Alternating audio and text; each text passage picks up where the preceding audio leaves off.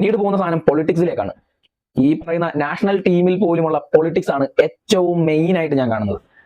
ശരിക്കും നമ്മുടെ ISL തന്നെ ISL ഐ ലീഗും ഒക്കെ നമ്മൾ എടുത്തു കഴിഞ്ഞാൽ തന്നെ ഇപ്പോൾ കറന്റ്ലി ഇന്ത്യയുടെ നാഷണൽ സ്ക്വാഡിൽ കളിച്ചുകൊണ്ടിരിക്കുന്ന പ്ലേയേഴ്സിനെക്കാളും ക്വാളിറ്റി ഉള്ള ഒരുപാട് പ്ലേയേഴ്സ് ഉണ്ട്. ഇവരൊന്നും എന്തുകൊണ്ട് നാഷണൽ സ്ക്വാഡിലേക്ക് വരുന്നില്ല, അല്ലെങ്കിൽ നാഷണൽ ക്യാമ്പിലേക്ക് വരുന്നില്ല? ഇതിന്റെയൊക്കെ കാരണം ഒന്നാണ് പൊളിറ്റിക്സ്.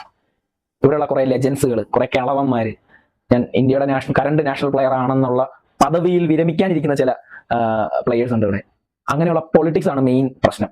നമ്മൾ ടാലന്റുകളെ മാത്രമാണ് നമ്മൾ ഫോക്കസ് ചെയ്യുന്നതെങ്കിൽ ഇന്ത്യയുടെ നാഷണൽ ടീമിന് ഒരിക്കലും ഈ ഗതി വരില്ല. 138 മറ്റൊന്തോ ആണ് ഇപ്പോൾ റാങ്കിങ്. കാരണം ഞാനിത് ഇങ്ങനെ ഒരു ഗതി വരില്ല, നല്ല പ്ലേയേഴ്സിനെയാണ് നമ്മുടെ കയ്യിൽ തന്നെ ഉള്ള നല്ല പ്ലേയേഴ്സിനെ വെച്ചാണ് ടീം ബിൽഡ് ചെയ്യുന്നതെങ്കിൽ ഇന്ത്യക്ക് ഈ ഗതി വരില്ല എന്ന് ഞാൻ പറയുന്നതിന്റെ മെയിൻ കാരണം, നിങ്ങൾ നേരെ ഇന്ത്യയുടെ വുമൻസ് ടീം നോക്കുക. അവിടെ വേറെ പൊളിറ്റിക്സും കാര്യങ്ങളൊന്നും ഇല്ല. അവിടെ അവര് കളിക്കുന്നവരെ തന്നെ സ്കൗട്ട് ചെയ്യുന്നു. ഇന്ത്യയുടെ വുമൻസ് ടീമിന്റെ ലെവല് എവിടെയാണെന്ന് ആലോചിക്കുക. ഞാൻ ഏകദേശം നെക്സ്റ്റ് വുമൻസ് വേൾഡ് കപ്പ് കളിക്കാനുള്ള ഒരു സാധ്യതയുടെ വക്കിലെത്തി നിൽക്കുകയാണ് വുമൻസ് ടീം. വുമൻസ് ടീമിന്റെ മത്സരങ്ങൾ ഇവിടെ ആരും കാണുന്നില്ല, അല്ലെങ്കിൽ അതിനെ കൂടുതൽ ആരും കോൺസെൻട്രേറ്റ് ചെയ്യുന്നില്ല അല്ലെ. പക്ഷെ ഒന്ന് ശ്രദ്ധിച്ചോളുക, അവരൊരു വിക്ടറി ഇവിടെ ഉണ്ടാക്കും. ഇന്ത്യ എന്ന് വേൾഡ് കപ്പ് കളിക്കും എന്ന ക്വസ്റ്റ്യന് ഒരു ആൻസറും കൊണ്ട് അവർ വരും എന്നുള്ളതിനകത്ത് യാതൊരു തർക്കവുമില്ല. ഞാൻ അവരെ ഭയങ്കരമായിട്ട് പ്രതീക്ഷിക്കുന്നുണ്ട്. അതിൽ കളിക്കുന്ന കുറെ പെൺകുട്ടികളുണ്ട്, കുറെ താരങ്ങളുണ്ട്. അപ്പോൾ അവിടെ ഈ പൊളിറ്റിക്സ് എന്ന് പറയുന്ന സാധനം ഇല്ലാത്തത് കൊണ്ട് അവിടെ കാര്യങ്ങൾ മര്യാദയ്ക്ക് നടക്കുന്നുണ്ട്. എന്നാൽ കമ്പാരിറ്റീവ്ലി നിങ്ങൾ നോക്കുക, നമ്മൾ ഗ്രാസ് റൂട്ടിന്റെ കേസാണ് നമ്മൾ പറയുന്നതെങ്കിൽ നമ്മുടെ നാട്ടിൻപുറത്ത് എത്ര പെൺകുട്ടികൾ ഫുട്ബോൾ കളിക്കുന്നുണ്ട്? എത്ര അക്കാഡമീസ് ഉണ്ട് നമ്മുടെ നാട്ടിൻപുറത്തേക്ക്? പോട്ടെ, നമ്മുടെ പഞ്ചായത്ത് മേളക്കെങ്കിലും പെൺകുട്ടികൾ ഇവിടെ ഇറങ്ങി ഫുട്ബോൾ കളിക്കുന്നുണ്ടോ? ഇല്ല. വളരെ റെയറായിട്ടുള്ള കുറച്ച് കുട്ടികൾ ആണ്, പെൺകുട്ടികളൊക്കെയാണ് ഇവിടെ ഫുട്ബോളൊക്കെ കളിച്ചുകൊണ്ടിരിക്കുന്നത്. അപ്പോൾ അവരിൽ നിന്ന് പിക്ക് ചെയ്ത് കൊണ്ടുവന്ന് ഓക്കെ ആക്കി എടുക്കുന്ന കുറെ പ്ലേയേഴ്സിനെ വെച്ചിട്ടാണ് ഇന്ത്യയുടെ നാഷണൽ ടീമൊക്കെ ബിൽഡ് ചെയ്യുന്നത്.